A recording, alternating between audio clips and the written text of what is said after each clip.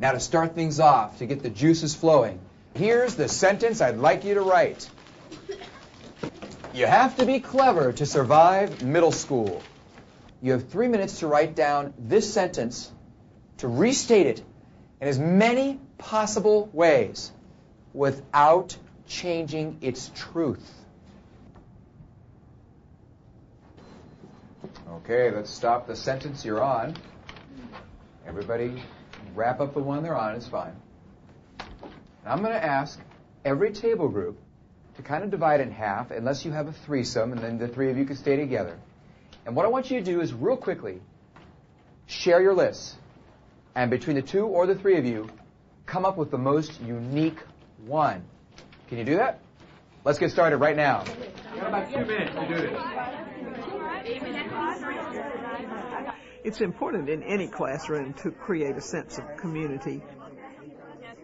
It's awfully hard to imagine why students would want to learn in a place where they feel unwelcomed or rejected or seen as odd or inconvenient. A sense of community in my classroom is probably one of the greatest things I can give the kids, because it is in community that they learn so much. They have to trust, and you can't trust unless you have a sense of community. You have to be quick-witted and smart. Middle school isn't just a stroll in the park. Okay, eyes back up here. Let's hear from you, and what I'd like the class to do is say, hey, do they maintain the truth of the sentence? You have to be cunning to endure junior high. They chose to use synonyms to restate it. That's very good.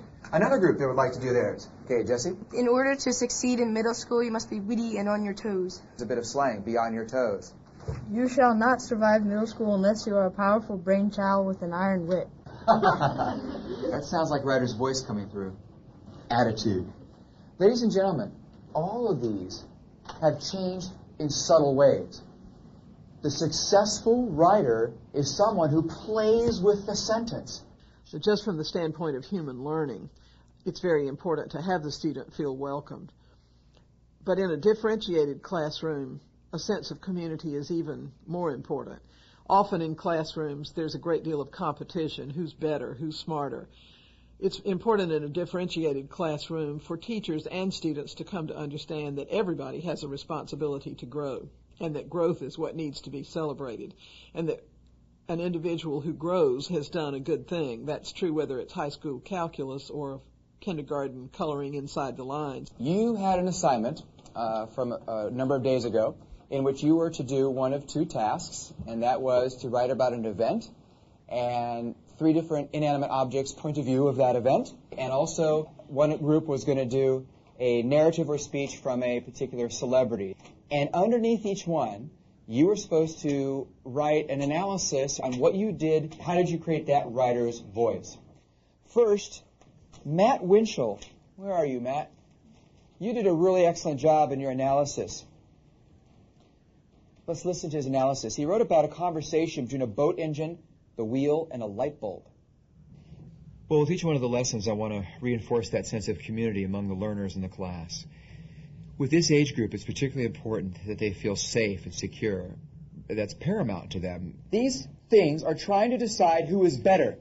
The light bulb is the mediator who's desperately trying to end his conversation. And here's what you wrote. Now, go ahead and just do your analysis part. I wanted a character who seemed grumpy and conceited. The engine was a perfect choice. Most people portray engines to be big and tough. Some big and tough people are also considered grumpy and conceited.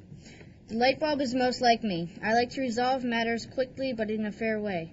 The light bulb's paragraph is longer because he's trying to convince the engine that the wheel was right in the fact that every part of the boat is equal.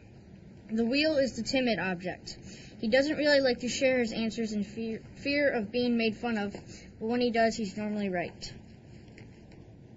So in other words, Matt let me inside his mind as he was making decisions. This is the commentary we want to see.